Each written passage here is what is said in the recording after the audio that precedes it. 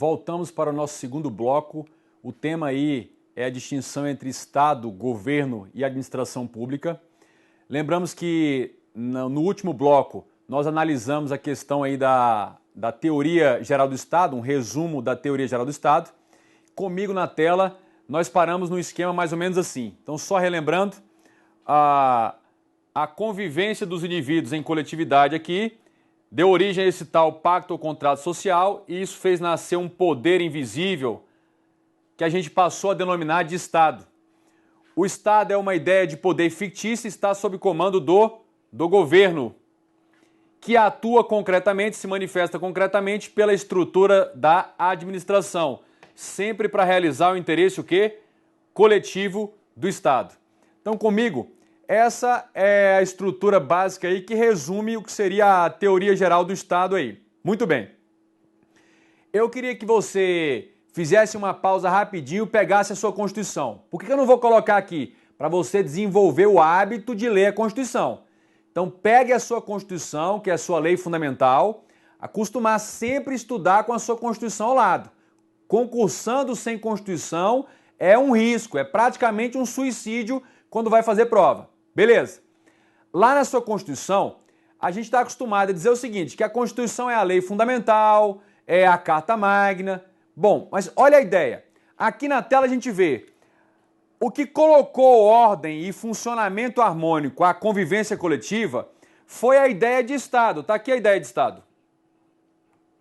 Então, se a Constituição é a lei fundamental, a lógica é que essa lei trate da estruturação do Estado.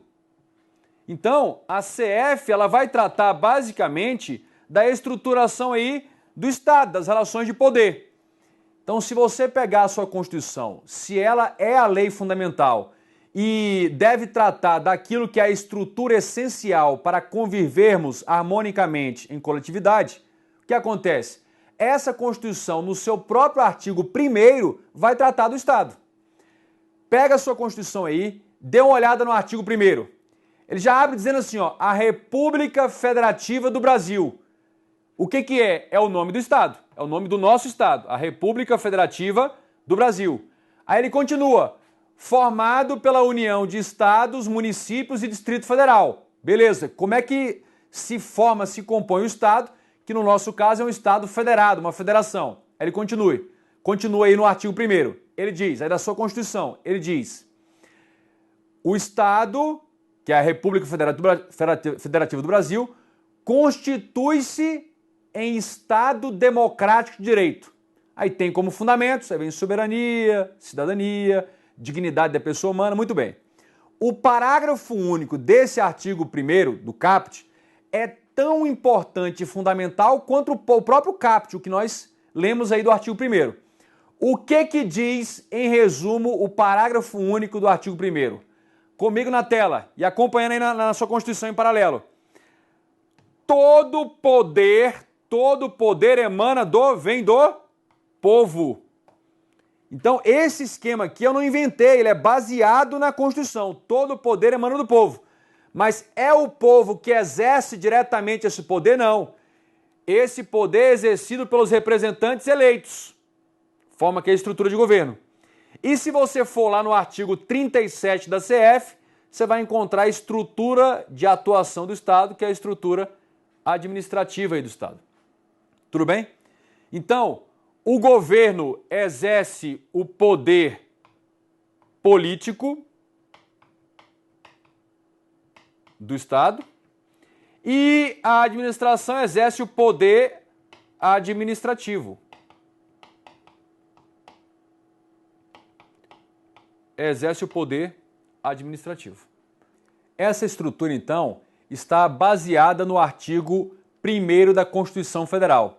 É só para você fazer essa correlação de que esse resumo que nós tivemos agora da teoria geral do Estado está fundamentado, embasado lá no artigo 1º da própria Constituição Federal. O que vamos fazer agora? Na tela, a gente vai analisar as noções e conceitos fundamentais aí da administração pública, do próprio Estado e do governo, de cada um dos três elementos aí que a gente está analisando para a compreensão do direito administrativo. Comigo, olha, a noção de governo e de Estado, ela é muito mais elaborada e desenvolvida quando você estuda o direito constitucional. Aqui na nossa disciplina, o direito administrativo, você vai ter apenas uma noção fundamental, uma noção básica para que você possa compreender o estudo da nossa disciplina e desenvolver as questões que precisem dessa noção fundamental. Mas o estudo muito mais detalhado de governo e de Estado, você vê na disciplina Direito Constitucional. Bom, então, baseados nisso aí, a gente vai agora para a noção de Estado e a gente vai ter aí o conceito de Estado. Primeiro, o Estado é tido como uma pessoa jurídica territorial soberana. E aí o que mais importante aqui você compreender é a ideia de que o Estado é uma pessoa jurídica. Então é pessoa jurídica territorial, ou seja, atrelada à ideia de um território autônomo, e soberana. Essa soberana compreende dois aspectos. Então, soberano constitui o seguinte: no seu aspecto externo, é a ideia de independência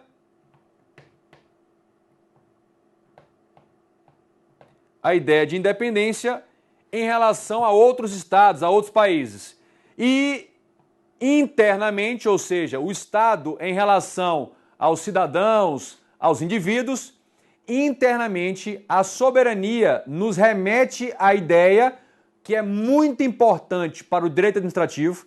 Esse segundo aspecto, ele é ainda mais importante para o direito administrativo, que é a ideia de supremacia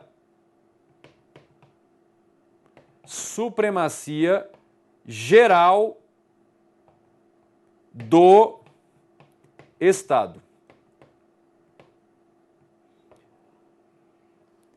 É muito importante você ter essa noção, essa compreensão, internalizar essa informação de que a soberania, a ideia de governo soberano, internamente, ou seja, o Estado em relação a seus indivíduos, dá ao Estado, confere ao Estado esse poder geral que ele tem sobre todas as coisas e pessoas dentro do seu território.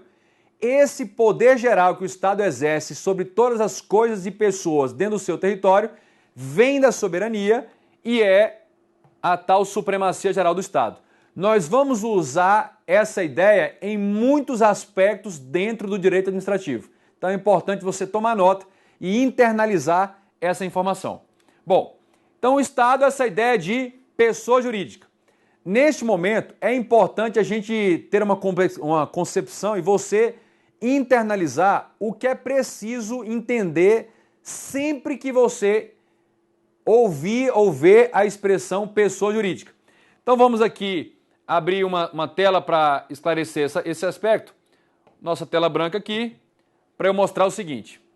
O direito, ele se preocupa em orientar, disciplinar, dispor sobre as relações entre indivíduos. E aí, a gente tem essa ideia de que um sujeito A e um sujeito B vão travar relações entre si. Relações. Um sujeito A e um sujeito B vão travar relações entre si. Essas relações travadas entre A e B, entre dois ou mais indivíduos, se ela tiver uma importância jurídica, ou seja, se houver uma norma jurídica já pré-definindo aspectos e efeitos jurídicos para esse tipo de relação, vamos supor, uma relação matrimonial, uma relação de locação. Então eu vou chamar isso de relação ou relações jurídicas.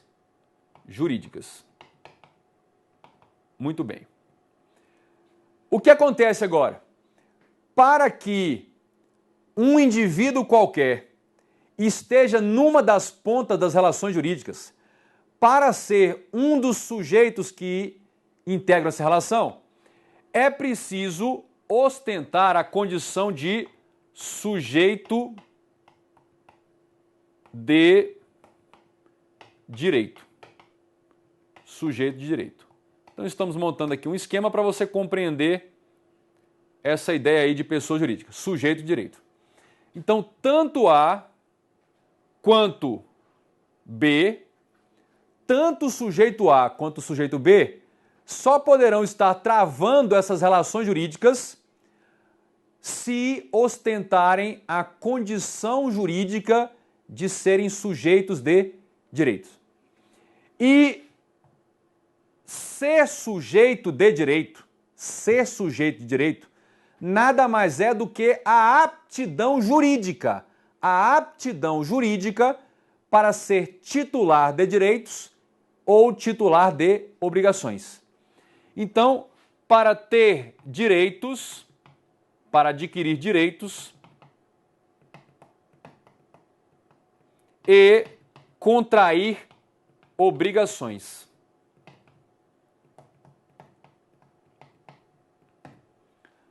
Acontece que a nossa ordem jurídica estabelece o seguinte: para ser sujeito de direitos, ou seja, para ter a aptidão de adquirir direitos e contrair obrigações, é preciso ter um atributo jurídico chamado personalidade jurídica. Personalidade jurídica. Anota bem bonitinho aí no seu caderno, personalidade jurídica. Muito bem. E nos termos do que está pré-definido no nosso ordenamento jurídico, no conjunto de todas as nossas leis que estejam valendo atualmente, personalidade jurídica só é reconhecida, só é dada a duas categorias.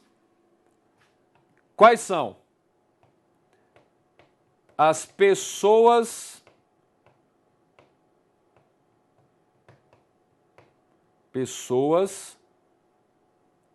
naturais. Pessoas naturais. Isso é o que a gente vai encontrar lá no artigo 2º do Código Civil. O que você vai anotar aí? Quem são as pessoas naturais que têm a tal personalidade jurídica? Os seres humanos vivos. Os seres humanos adquirem automaticamente a sua personalidade jurídica ao nascerem vivos e manterão essa personalidade jurídica enquanto estiverem vivos. Então, a gente vai colocar aqui, olha, são seres humanos vivos. Seres humanos vivos. Tudo bem? Todo ser humano vivo, ao nascer com vida, adquire personalidade jurídica, ou seja, adquire a aptidão para serem sujeitos de direitos e obrigações. Sujeito de direitos e obrigações. Agora, o nosso ordenamento jurídico, por uma ficção jurídica, passou a aceitar que algo, eu não estou falando alguém, algo que não seja um ser humano vivo, possa adquirir personalidade jurídica observados certos requisitos. Esse algo que não é um ser humano vivo, mas que, se observados certos requisitos, adquire a tal personalidade jurídica, esse algo é denominado pessoa jurídica. Pessoa jurídica. Que tem de diversas espécies, a gente vai ver aos poucos mais à frente. O que é importante para você agora? Todas as vezes que vocês ouvirem ou verem a expressão pessoa jurídica, automaticamente você sabe se é pessoa jurídica na tela. É porque tem personalidade jurídica. E se tem personalidade jurídica, é porque a pessoa jurídica tem a aptidão para ser sujeito de direitos e o quê? E obrigações. Então, se ao Estado é reconhecido o fator personalidade jurídica, se ao Estado é reconhecida a personalidade jurídica, ele não é um ser humano, logo ele vai ser o quê? Uma pessoa jurídica. Então, o Estado tem personalidade jurídica e, portanto, tem a aptidão para contrair direitos e obrigações por si mesmo, através da manifestação lá de seus agentes. Então, gravem isso, porque isso é muito importante no desenvolvimento aí da disciplina, principalmente da estrutura administrativa de ação do Estado. O Estado é uma pessoa jurídica. Ser pessoa jurídica significa que o Estado tem personalidade jurídica e logo ele tem a aptidão para contrair direitos e obrigações. Muito bem. Então, continuando aí, essa é um primeiro aspecto do conceito de Estado. Segundo Estado, o Estado também pode ser compreendido como uma nação, a ideia de nação politicamente organizada. A ideia de nação politicamente organizada. Está aqui, ó. A ideia de nação politicamente organizada e dotada de personalidade jurídica. Nação politicamente organizada e dotada de personalidade jurídica. Está aqui a ideia de nação politicamente organizada e dotada de personalidade jurídica. Nação seria aí o conjunto dos nacionais. Dessa organização, dessa nação organizada, atribuiu-se politicamente e juridicamente a personalidade jurídica, tornando aí sujeito de direitos e obrigações. Segundo aspecto, o Estado é pessoa jurídica de direito público interno. Quando fala que é direito público, vale a pena registrar o seguinte: quando se tem algo regido por direito público, é porque essas normas são normas que garantem a proteção, a tutela, a regulamentação do interesse coletivo. E quem representa ou atua para exercer o interesse público vai gozar de uma certa supremacia, de certas prerrogativas, a gente vê mais à frente. Agora, dizer que o Estado é uma pessoa jurídica significa dizer que o Estado pode contrair direitos e obrigações, ele tem personalidade, ele tem aptidão jurídica. Se é de direito público, regido por normas que garantem prerrogativas. Direito público interno, gente, direito público interno significa que o Estado pode contrair direitos e obrigações, relações jurídicas em relação aos próprios indivíduos que ocupam aí o seu território. E direito público externo é porque o Estado pode contrair direitos e obrigações, travar relações jurídicas em relação a outros Estados. Isso você vê mais detalhadamente lá no direito constitucional. E por último aqui nós temos um outro aspecto nessa tela, atua tanto no âmbito do direito público quanto do direito privado. Olha, o Estado é um ente, um sujeito de direito público, mas, excepcionalmente, ele pode atuar regido por normas predominantemente de direito privado. Em princípio, predominantemente, o Estado é regido por normas de direito público. Mas, em algumas situações, a gente vai ver mais detalhado à frente, o Estado pode atuar regido por normas de direito privado. O que acontece? Quando um ente estatal, um ente do Estado, um sujeito integrante do Estado, atua regido predominantemente por norma de direito público, ele vai gozar de prerrogativas. Ele se vale de prerrogativas em relação aos particulares. Agora, quando ele é regido por normas de direito privado, ele está sem essas prerrogativas, sem a supremacia, que são situações excepcionais, mas ocorrem. Por exemplo, quando o Estado aluga um imóvel, um prédio, uma área de um particular. Então, se uma questão de prova falar que o Estado só pode atuar regido por normas de direito público, está errado. Ele também pode, em algumas circunstâncias, atuar, mas regido por normas de direito privado. Muito bem. Continuando ainda no Estado, agora a gente vai analisar os elementos formadores do Estado. Essa concepção do Estado, esse conceito de Estado, tem que elementos formadores, que ingredientes são reunidos, teoricamente, para se ter a concepção, o conceito teórico aí de Estado. Bom, primeiro saber aqui o seguinte, os elementos originários, ou seja, aqueles que dão origem ao Estado, e indissociáveis, ou seja, os elementos que dão origem ao Estado e sem os quais eu não posso ter a concepção, o conceito de Estado propriamente dito. Então, necessariamente, indissociavelmente, eu terei esses elementos para dar origem ao Estado, que formam aí o Estado. Primeiro deles, povo. Povo, que é a ideia de componente humano. É o conjunto dos seres humanos vivos e nacionais que estão vinculados jurídica e politicamente ao Estado.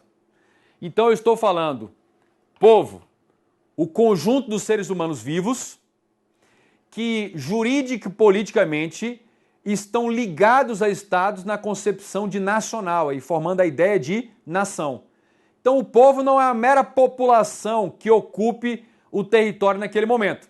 Então, se estrangeiros vêm passar as férias no Brasil, eles vão formar a população brasileira num determinado momento, mas não serão a ideia de o povo brasileiro, porque não tem essa ideia de nacionalidade.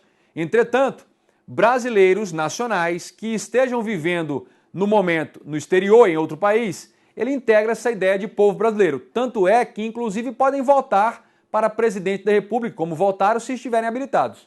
Então, é o primeiro elemento. Sem essa ideia de povo, eu não tenho aí a plena, perfeita concepção de Estado. O próximo elemento, território. O território é esse espaço geográfico, é a base física, é o espaço geográfico delimitado dentro do globo terrestre. E mais, é o espaço geográfico reconhecido por outros estados como sendo da titularidade do nosso Estado brasileiro. Então tem aí o território. O território engloba também aquela questão lá das milhas marítimas, que você estuda em constitucional, e é sobre esse território que o Estado predominantemente exerce aí o seu poder em relação a esse povo.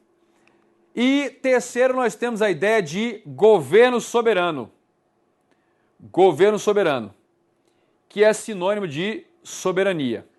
E aí vale a pena registrar o seguinte: quando nós montamos aquele esquema que falamos do Estado, governo e administração pública, aquele governo do nosso esquema anterior é o conjunto dos órgãos e dos agentes de cúpula do Estado que exercem o poder do Estado. Então, aquele governo.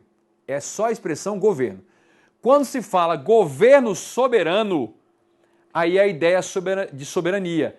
É esse poder condutor do Estado, é o elemento condutor do Estado. Que nomes você pode encontrar na prova para isso? Então, esse governo soberano não se confunde com apenas a expressão governo, que são os dirigentes máximos aí escolhidos pelo povo. Então, soberania é chamado de o elemento condutor do Estado, é o poder que orienta a ação aí dos indivíduos dentro do território. Detém e exerce o poder absoluto, ou seja, não se submete a nenhum outro poder aqui dentro, de autodeterminação e auto-organização. Ou seja, o Estado, não submetido a nenhum outro poder, internamente ele exerce a auto-organização, a auto-administração. Ele determina as diretrizes de organização e condutas dentro do seu território. É um poder absoluto, não vai ser flexibilizado, é indivisível e é incontrastável, ou seja, não é submetido, oposto, obstaculizado por nenhum outro poder, de organizar-se e de conduzir-se segundo a vontade livre de seu povo e de fazer cumprir suas decisões. Então são os elementos conceituais que você pode encontrar na prova a respeito de governo soberano. Muito bem. Tradicionalmente, predominantemente, apresentam-se esses três elementos formadores do Estado. Agora, acontece o seguinte, olha aqui na tela. Uma parte da doutrina, dos doutrinadores, muito influente, prevê também um outro elemento. Então, além de povo, território e governo soberano, que tradicionalmente é o que aparece em prova, nos concursos aí, alguns doutrinadores também incluem um quarto elemento. Que quarto elemento é esse? A finalidade. Então, para alguns doutrinadores, no Brasil, talvez o doutrinador de maior peso que defenda isso é o constitucionalista lá, Paulo Bonavides, que escreve também sobre a teoria geral do Estado, Paulo Bonavides, defende que o Estado é formado pelos elementos povo, território, governo soberano e também pela finalidade. E aí, no tocante à finalidade, ele está tratando de quê? Ele diz, o Estado, para ser Estado, precisa ter um componente humano, o seu povo, uma base física ou geográfica reconhecida, o seu território, e um poder, um elemento condutor para se auto-organizar e se autodeterminar, que é a soberania. Mas precisa ter também uma finalidade. E ele diz o seguinte, são os objetivos que o Estado deve alcançar. Esse poder soberano absoluto exercido em relação a um determinado povo no território visa chegar a que ponto? Serve para quê? Eu até digo, serve para levar esse povo organizado, essa nação, a um determinado patamar, a um determinado estágio de convívio. E os mesmos por ele empregado, e os meios por ele empregado, e os meios por ele empregado para isso. É o que consta do preâmbulo e do artigo 3º da Constituição. A finalidade eu gosto de resumir poeticamente dizendo assim, olha, na verdade é o dever que o Estado, esse poder soberano, assume de levar o seu povo à terra prometida de Canaã. Ou seja, a reduzir as desigualdades regionais, a reduzir as desigualdades individuais, a reduzir a violação a direitos humanos, a garantir os direitos fundamentais, a vida, o livre desenvolvimento da sua profissão, o pluralismo de ideias e político. Então, essa seria aí a finalidade do Estado. Lembrando, toma cuidado o seguinte, quando você vai fazer prova de concurso, às vezes ele coloca lá que são elementos formadores do Estado, povo, território e governo soberano. E ele vai dar como correto, tendo esses três. Agora, às vezes o examinador coloca, além de povo, território e governo soberano, a finalidade, como nós vimos aqui, e ele dá como correto. Fiquem atentos que principalmente o examinador do CESP faz isso. Ora ele dá como correto com 3 elementos, povo, território e governo soberano, e ora com 4. Agora, nunca vai estar correto dizer que os elementos são aqueles excluindo povo, território e governo soberano. Em outras palavras, se faltar povo, território e governo soberano, e aí eu não terei os elementos formadores completos.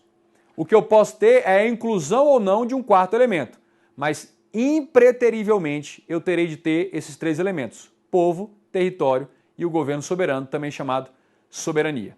Encerramos aqui mais um bloco, continuaremos aí no bloco seguinte ainda tratando dos elementos Estado, governo e administração pública nessa compreensão básica para o direito administrativo.